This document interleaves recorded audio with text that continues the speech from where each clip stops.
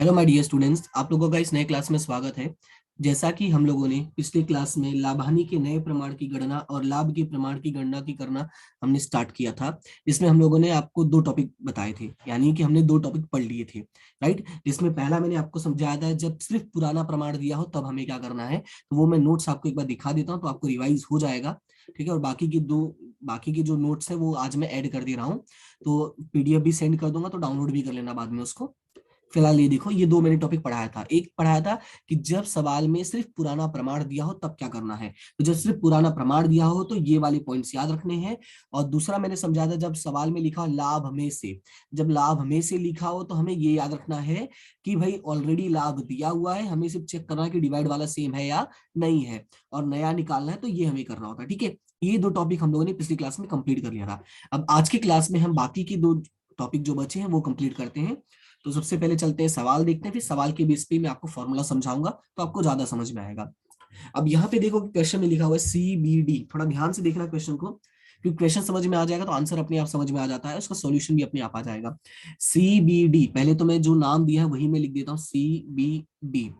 Question में लिखा हुआ है 4:5:3 के प्रमाण में लाभानी बांटने वाले साझेदार है। तो पहला फोकस होना चाहिए भाई कि तुम्हें 4:5:3 दिया हुआ है। फिर आगे लिखा है डी निवृत्त होता है। निवृत्त कौन होता है? डी। तो मैं डी पे मैंने कहा था जो निवृत्त होता है उस पे क्या कर दिया करो, सर्कल कर दिया करो। सर्कल तुम्हारी हेल्प करता है पहचानने में कि छोड़ के कौन गया। फिर आगे लिखा है डी के लाभ का भाग। अब यहाँ पे ध्यान से सुनना, लिखा हुआ है डी के लाभ का भाग, यानी डी को जो भी मिलता था वो अब किसको मिलेगा, सी और बी को। लेकिन कैसे मिलेगा? 2:1 के प्रमाण में, यानी जो भी इसे मिलता था उसमें से 2 इधर जाएगा और 1 इधर जाएगा, यानी 2 हिस्सा इसको मिलेगा और 1 हिस्सा इसको मिलेगा। क्लियर इतना? देखो, सवाल को अगर आप समझ जाते हो तो सॉल्यूशन अपने आप समझ जाओगे। देखो क्वेश्चन में क्या बोला है कि सी को 2 हिस्सा मिलेगा और बी को 1 हिस्सा मिलेगा, जितना हिस्सा इसके पास है। यानी डी के पास जो भी पैसे हैं उस पैसे में से सी को 2 रुपए मिलेगा और बी को 1 रुपए मिलेगा। क्लियर है इतना? तो मुझे अभी पता नहीं है कि डी के पास कितना है, तो अगर मैं इसको सॉल्व करता हूँ ढंग से, जैसा मैंने कहा था 5 4 9 3 12, ये 12 हो जाएगा, यानी 12 हो जाएगा। तो डी का जो भाग है एक्चुअली में वो कितना है, 3/12। अब इस 3/12 को दो भागों में बांटना है। ठीक है, कितने भागों में? दो भागों में।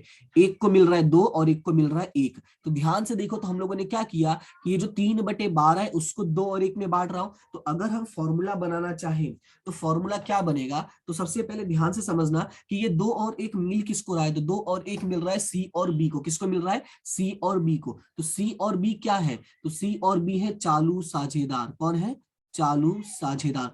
ये आपको बार बार लिखने की जरूरत नहीं है, सिर्फ एक बार ही लिखना होता है, इसलिए मैं लिखवा दे रहा हूं पूरा डिटेल में। तो यहाँ पे क्या लिखोगे, चालू साझेदार को मिलने वाला लाभ। हमें यही तो निकालना है कि चालू साझेदारों को कितना पैसा मिला। अब वो हमें पता कैसे चलेगा? अगर आप ऊपर देखो तो हमने क्या किया, ये 3/12 को 2 और 1 में बांटना है। तो ये 3/12 क्या है? 3/12 है डी का भाग। डी कौन है? निवृत्त। तो यहाँ पे लिखेंगे निवृत्त साझेदार का भाग। क्या लिखेंगे? निवृत्त साझेदार का भाग। क्लियर है? Multiply by. अब देखो मल्टीप्लाई क्यों करना है वो समझो, क्योंकि जब इसको बांटना है 2 और 1 में तो गुणे 2/3 करना पड़ेगा ना, इसलिए गुणे करेंगे और क्या लिखेंगे, संबंधित साझेदार का। क्या लिखेंगे? संबंधित साझेदार को दिया लाभ का प्रमाण का भाग। ये हो गया हमारा फॉर्मूला। अब देखो फॉर्मूला मैंने कैसे बनाया, जो सवाल में इंफॉर्मेशन दिया था उसी के बेस पे। अब तुम्हें याद कैसे रखना है, तो मैं ऊपर आपको हिंट के तौर पे लिख देता हूं, उसको याद रख लेना। और फॉर्मूला मैंने आपको लॉजिक भी समझा दिया है, तो उम्मीद करता हूं कि इसमें कोई दिक्कत नहीं होगी। ठीक है, फिर भी कैसे अगर कोई दिक्कत होती है तो आप मुझे बता देना, कोई तकलीफ नहीं है, मैं सॉल्यूशन वापस बताने की कोशिश करूंगा। तो यहाँ पे क्या लिखना है, तो यहाँ पे लिखना है, हेडिंग आपको क्या याद रखनी है, होने वाले लाभ का प्रमाण दिया हो। अगर आपने सवाल में ध्यान से देखा होगा तो सवाल में जो लाभ होने वाला था उसका प्रमाण दिया था ना 2:1, क्लियरली मेंशन था कि सी और बी को कितना मिल रहा है, 2:1 मिल रहा है, तो वो लाभ का प्रमाण। तो यहाँ पे जो मेन आपको अंडरलाइन करना है वो ये याद रखना है कि सवाल में हमें क्या दिया होगा, लाभ का प्रमाण दिया होगा। क्लियर है? तो अब इसका फॉर्मूला क्या बन जाएगा, तो फॉर्मूला मैंने आपको लिखवा दिया है। फॉर्मूला क्या लिखवाया कि भाई निवृत्त साझेदार का भाग बराबर, ठीक है, सॉरी निवृत्त नहीं, चालू होगा, माय मिस्टेक।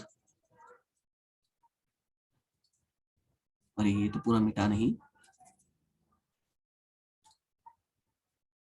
चालू साझेदार का भाग बराबर निवृत्त साझेदार का भाग गुणे, ठीक है। जो बचेंगे बचेंगे मतलब यहाँ पे लिख देंगे भाई संबंधित, भाई जिसका निकाल होगा, ए का निकाल रहे हो तो ए का हिस्सा बी का निकाल रहे हो, बी का इसलिए संबंधित लिख रहा हूं मैं, ठीक है, ताकि तुम्हें याद रहे। तो नीचे बाकी लिख देता हूं मैं, संबंधित साझेदार को दिया लाभ का प्रमाण, ठीक है। ये हो गया आपका फॉर्मूला। अब इसमें हमें क्या मिलेगा, चालू साझेदारों को कितना लाभ हुआ है वो मिलेगा, या मिलने वाला भाग या मिलने वाला लाभ, ठीक है। जो आपको याद रखना है वो आप याद रख सकते हो, लाभ का भाग। अब यहाँ पे हमें फिर निकालना होता है नया, तो नया बराबर क्या हो जाएगा, नया बराबर हो जाएगा पुराना प्लस लाभ। ये मैंने आपको पिछली क्लास में भी समझाया था कि नया बराबर क्या हो जाएगा, पुराना प्लस लाभ। तो इसमें आपको कुछ सोचने की जरूरत नहीं है, नहीं याद है तो लाभ बराबर नया माइनस पुराना, वो वाला लगा के भी कर सकते हो। क्लियर है? तो ये मैंने आपको 3 पॉइंट समझा दिया। अब चलते हैं इसको सॉल्व कर लेते हैं थोड़ा। जो क्वेश्चन मैं बता रहा था उसको पूरा सॉल्यूशन भी तो करना जरूरी है ना। तो अगर हम इसको पूरा सॉल्व करते हैं, ठीक है, तो सॉल्व करेंगे तो देखो कैसे होगा। सबसे पहले हम निकालते हैं सी का हिस्सा। तो सी निवृत्त साझेदार का भाग कितना, 3/12। वैसे ऊपर मैंने ड्राइंग में पूरा काम खत्म ही कर दिया था, और जिसमें से इसको मिलेगा 2/3, किसको, सी को, 2/3। तो ये कितना हो जाएगा, 3 दूना 6 और 12 तिहाई 36। ये हो गया सी का। अब उसी तरह से हम निकालेंगे बी का। बी का भी सेम है 3/12, लेकिन इसका हिस्सा कितना है, 1/3। तो ये कितना हो जाएगा, 3/36। ये निकला इनका लाभ का भाग। क्या निकला ये निकला इनका लाभ का भाग, ठीक है। लेकिन अगर कोई पूछेगा भाई लाभ कितना है, तो लाभ निकलेगा इनका 6:3, यानी अल्टीमेट जो होगा वो यही आएगा, 2:1। तो लाभ का प्रमाण कोई पूछेगा तो 2:1, और भाग पूछेगा तो कितना होगा, 6/36 और 3/36। अब अगला काम हमारा क्या होता है, अगला काम हमारा ये होता है कि हमें निकालना है नया। तो नया का फॉर्मूला क्या बताया मैंने, नया का फॉर्मूला मैंने बताया पुराना प्लस लाभ, यही बताया ना। नया बराबर क्या होता है, पुराना प्लस लाभ। तो अब पुराना कितना है, तो पुराना ऊपर चलते देख लेते हैं। सी का पुराना है 4, ठीक है, लेकिन डिवाइड में कितना आएगा, 12। तो कितना हो जाएगा, 4/12। तो यहाँ पे हम लिख देंगे 4/12, और इसको मिला कितना, 6/36। अब देखो ये 36 है, ये 12 है, क्या करोगे, 36 और 12, मैंने कहा था दोनों का डिवाइड वाला कैसे भी करके हमें क्या करना है, सेम। तो यहाँ 36 और यहाँ पे 12, तो क्या करोगे, 3 से गुणा और 3 से भाग। तो ये कितना हो जाएगा, 4×3 = 12, 12×3 = 36 प्लस 6/36, यानी 12×6 = 18/36। ये आया पहला पॉइंट। क्लियर है? अब उसी तरह से दूसरे का सॉल्व करेंगे। दूसरा कौन है, बी। अब बी का कितना है पुराना, तो चलते हैं पहले पुराना देखते हैं। तो पुराना है इसका 5, राइट, और डिवाइड में कितना है, 12। तो यहाँ पे क्या हो जाएगा, 5/12 प्लस लाभ कितना है, 3/36। तो यहाँ पे फिर से लिखते हैं 3/36। अब सेम वही बात आ जाते हैं, यहाँ पे 36 है, यहाँ पे 12 है, और हमको तो चाहिए कितना, हमको चाहिए दोनों के डिवाइड में 36। तो हम क्या करेंगे, कुछ भी ऐसा करके कि दोनों का डिवाइड सेम हो जाए। तो भाई ये जो इनके साथ नाइंसाफी उसको सही से करने के लिए हमें इसको क्या करना पड़ेगा, 3 से गुणा और 3 से भाग। तो ये हो जाएगा 5×3 = 15/36 प्लस 3/36। क्लियर है? तो ये 15 प्लस 3 कितना हो जाएगा, 18/36। अगर आप ध्यान से देखोगे तो दोनों का नया कितना मिला है, तो दोनों का जो नया भाग मिला है या नया प्रमाण मिला है वो कितना मिला है, 18:18, मतलब हो जाएगा 1:1। तो ये रहा हमारा फाइनल आंसर। क्लियर है इतना? तो हमारा दो फाइनल आंसर होगा, एक ये और एक ये। तो सॉल्यूशन पूरा दिखाना जरूरी है, जो भी आंसर्स आते हैं उनको ब्रैकेट में बंद कर दिया करो। क्लियर है इतना? तो यहाँ पे मैंने क्या सिखाया आपको, मैंने ये सिखाया कि सवाल पढ़ो, सवाल में क्या जानकारी दिया उसके हिसाब से सॉल्व करो। एक और क्वेश्चन सॉल्व करते हैं ताकि जो भी माइंड में थोड़े बहुत डाउट होंगे वो खत्म हो जाए। अब यहाँ पे चलो, ये नया सवाल है। सवाल में लिखा PQRS, देखो चार लोग आ गए, PQRS। अनुपात कितना है? 4:3:2:1। ये क्या दिया है? ये इनका दिया है पुराना। छोड़ के कौन गया है? क्यू निवृत्त होता है। मैंने कहा था जो निवृत्त होता है उसको क्या कर दो, डब्बे में बंद कर दो। क्यू निवृत्त होता है। फिर लिखा है क्यू का भाग आर और एस को समान हिस्से में मिलता है। क्लियरली मेंशन है, आर और एस को कैसे मिल रहा है? समान हिस्से में। समान हिस्से का मतलब हुआ कि आधा इसको मिलेगा और आधा इसको मिलेगा। तो आधा आधा मिलेगा तो 1/2 और 1/2। देखो ये चीज बहुत क्लियर करना जरूरी है कि समान का मतलब क्या होगा, दोनों को आधा आधा मिलेगा। अगर ये नहीं क्लियर कर पाओगे तो भाई सवाल नहीं हो पाएगा। ठीक है, अब जैसा मैंने पीछे एक्सप्लेन किया, देखो फॉर्मूला अब नहीं लिखवाऊंगा इसमें, मैं डायरेक्टली सॉल्यूशन बता देता हूं। तो सबसे पहले हमें क्यू का हिस्सा लिख देते हैं। तो 4 3 7 2 9 1 10। तो टोटल कितना है? 10 है। तो क्यू का हिस्सा कितना है? 3/10। कितना है? 3/10। तो यहाँ पे मैं लिखता हूँ 3/10। अब ये जो 3/10 है इसको बांटना कैसे? दो लोगों में बांटना है। एक है हमारा आर और एक है हमारा एस। आर में कितना जा रहा है? आर में जाएगा 1/2 और एस में भी जाएगा 1/2। तो अब इसको सॉल्व करते हैं तो कैसे होगा? तो आर का हिस्सा क्या हो जाएगा? फॉर्मूला जो मैंने लिखवा था वही लिख देना वापस। भाई भाई जो बचे साझेदार है यानी चालू साझेदारों का लाभ बराबर निवृत्त का हिस्सा गुणे उनका जो संबंधित साझेदार है उनका लाभ का भाग। तो फॉर्मूला तुम्हें वो लिखने की जरूरत नहीं है, नहीं लिखोगे तो भी काम हो जाएगा, पर लिख दोगे तो थोड़ा इंप्रेशन बढ़ता है, उनसे पता चलता, उनको मतलब जो एग्जामिनर होंगे ना उनको पता चलेगा भाई ये बच्चे ने बहुत प्रैक्टिस की है, इस वजह से इसको पूरा याद है। ठीक है, तो उसका टेंशन नहीं लेना, वो सारी चीजें प्रैक्टिस करोगे तो याद हो जाएगा और ढंग से समझोगे। लॉजिक अगर समझोगे तो तुम्हें ज्यादा कुछ करने की जरूरत भी नहीं। देखो मैंने लॉजिक तुम्हें समझा दिया, तुम भाई अपना कितना दिमाग लगाते हो वो उस पर डिपेंड करता है, कितना प्रैक्टिस करते हो। तो अभी देखो अगर मुझे आर का निकालना है तो मुझे पहले पता होना चाहिए भाई पुराने का कितना, 3/10। देखो 3/10 है ना, उसका मुझे आधा मिल रहा है, आधा मतलब 1/2, यानी मुझे कितना मिलेगा? 3/20। फिर एस पूछेगा तो एस को पूछेगा भाई मुझे कितना मिल रहा है, तो यही बताएंगे उसको भाई 3/10 था, उसका भी तुझे आधा मिल रहा है। तो आधा का मतलब इसको भी अब कितना मिल रहा है? 3/20। क्लियर है? तो इस तरह से दोनों का लाभ का हिस्सा मिल गया। ठीक है, ये क्या मिला? लाभ का हिस्सा या लाभ का भाग। क्लियर है? अब अगर कोई पूछता है लाभ का प्रमाण क्या है, तो लाभ का प्रमाण, लाभ का प्रमाण, लाभ का प्रमाण कितना है? 3:3, यानी अल्टीमेटली कितना है? 1:1। तो ये तो भाई हमारा पहला आंसर है। अब हमें निकालना है नया। तो नया के लिए मैंने क्या बताया था? तो यहाँ पे नया बराबर क्या होगा कि जो पुराना था उसी में जो लाभ हुआ है, लाभ का हिस्सा जो है वो जोड़ दो। तो अब हमें निकालना है आर का। देखो अब यहाँ पे ध्यान से देखोगे तो छोड़कर कौन गया है? सिर्फ क्यू गया है, यानी बचे कौन है? पी, आर और एस। तो हमें तीनों का निकालना पड़ेगा। तो हम क्या करते हैं? तीनों का निकाल लेते। तो मैं यहाँ पे तीनों का लिख देता हूँ। मैं लिखता हूँ पी का, मैं लिखता हूँ आर का और मैं लिखता हूँ एस का। ठीक है भाई, तीनों का इसलिए निकालना जरूरी, जो बचा है उनका पूरा लिखना पड़ेगा ना। तो पहले तीनों का पुराना हिस्सा लिख देते हैं। तो पुराना है 4:2:1, मतलब ये 4/10, 2/10 और 1/10। क्लियर है? लाभ कितना भाई? इसका लाभ तो 0 है, और इसका लाभ कितना है आर का? तो आर का लाभ यहाँ पे देखो 3/20 है, और एस का भी 3/20 है। तो यहाँ पे हम लिख देंगे 3/20 और यहाँ पे भी लिख देंगे 3/20। तो देखो ये तो 0 है, तो ये ऑटोमेटिक कितना हो जाएगा? 4/10 ही हो जाएगा। क्लियर है?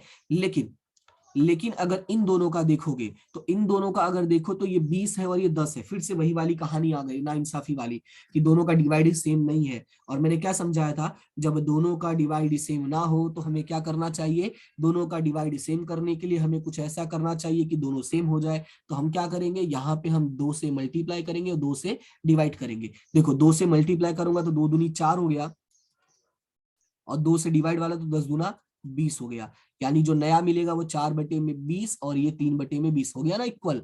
सेम उसी तरह से यहाँ पे 2 से मल्टीप्लाई करो, 2 से डिवाइड करो, तो ये कितना हो जाएगा? 2/20 हो जाएगा, और ये ऑलरेडी 3/20 है। अब आगे हमें करना क्या है? तो आगे हम क्या करेंगे? दोनों को ऐड कर देंगे। तो 4+3 = 7/20, और ये 3+2 यानी कि 5/20। क्लियर है। अब अगर ध्यान से देखोगे तो अभी भी थोड़ा लफड़ा दिखेगा। क्या दिखेगा? ये 4/10 है, 7/10 है, सॉरी 20 है, और ये 5/20 है। ये दोनों का तो डिवाइड वाला सेम है, पर इस बेचारे का अलग है। तो हमें क्या करना है? मैंने फिर से कहा, नाइंसाफी नहीं करनी हमें किसी के साथ। तो सबसे पहले क्या करो, ऐसे लिख दो PRS। फिर इसका है 4/10, 7/20 और 5/20। अब डिवाइड में सेम करने के लिए क्या करना चाहिए? तो डिवाइड में सेम करने के लिए हमें 2 से मल्टीप्लीकेशन, क्योंकि 10 दूना 20, तो ये हो जाएगा 4 दूनी 8 और 10 दूना 20, और ये 7/20 और ये 5/20। तो अगर ध्यान से अब देखोगे तो नया प्रमाण, ठीक है, क्या? नया प्रमाण। अब नया प्रमाण क्या मिला? 8:7:5, ये हमें मिल गया नया प्रमाण, और ये रहा हमारा सॉल्यूशन। क्लियर है? तो इस तरह से तुम्हें क्वेश्चन को सॉल्व करना है, बहुत ही प्यार से सॉल्व करना है, कोई दिक्कत नहीं है। क्लियर है इतना? तो ये 2 क्वेश्चन मैंने आपको एक्सप्लेन कर दिया है, उम्मीद करता हूं कि दोनों समझ में आ गया होगा, और डिटेल में सॉल्यूशन करके समझाया है। एग्जाम में जब लॉन्ग क्वेश्चंस आते हैं, ठीक है, एग्जाम में जब लॉन्ग क्वेश्चंस आते हैं ना, तो इतना तुम्हें फॉर्मूला तामझाम करने की जरूरत नहीं है। ये तो मैं तुम्हें समझा रहा हूं इसलिए इतना लिख रहा हूं। बाकी तुम क्या करोगे? फटाफट सॉल्व करोगे, वो प्रैक्टिस करोगे, तुम्हें अपने आप पता चल जाएगा क्या लिखना जरूरी है और क्या लिखना जरूरी नहीं है। ठीक है, ये जो मैंने 2/2 लिखा, फिर 4/20 लिखा, ये भी करने की जरूरत नहीं है, बस इतना लिख के खत्म करो। भाई दिख रहा है सामने वाले को यहाँ पे 20 नहीं है तो 20 करना पड़ेगा। अब ये वाला तुम्हें स्टेप लिखने की जरूरत नहीं है, ठीक है, ये वाला स्टेप नहीं जरूरी है, ये मैंने तुम्हें समझाने के लिए लिखा है।